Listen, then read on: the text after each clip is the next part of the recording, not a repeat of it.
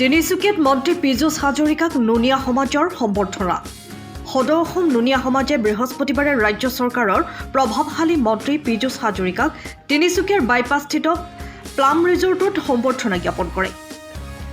নুনীয়া সমাজৰ সভাপতি সন্তোষ মাহাতো, উপসভাপতি ৰাজা মাহাতো, সাধাৰণ সম্পাদক প্ৰকাশ চৌহান আৰু মহেন্দ্ৰ চৌহানে নুনীয়া সমাজৰ হৈ সম্বৰ্ধনা জনায়। অনুষ্ঠানত ডুমডুমাৰ বিধায়ক ৰূপেশ গোৱালা উপস্থিত থাকি নুনীয়া সমাজে সমাজ তথা দেশৰ কাৰণে কাম কৰিব বুলি আশা প্ৰকাশ কৰে।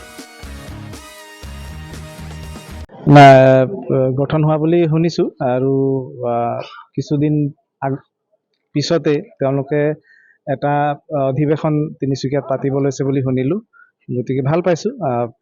সমাজবিলাক গঠন হৈ সমাজবিলাকক ধৰি ৰখাৰ কাৰণে যিখিনি প্ৰচেষ্টা তেওঁলোকে হাতত লৈছে তাৰ বাবে মই তেওঁলোকৰ শলাগ লৈছোঁ। আৰু এই সমাজ গঠনৰ যোগেদি তেওঁলোকে সমাজৰ উন্নয়নৰ কাৰণে, সমাজৰ হিতৰ কাৰণে কাম কৰক, ৰাজ্যৰ কাৰণে কাম কৰক, দেশৰ কাৰণে কাম কৰক, তাকে আমি কামনা কৰিছোঁ। তিনিচুকীয়াৰ পৰা অজয় শৰ্মাৰ ৰিপৰ্ট, টাইম অফ আছাম।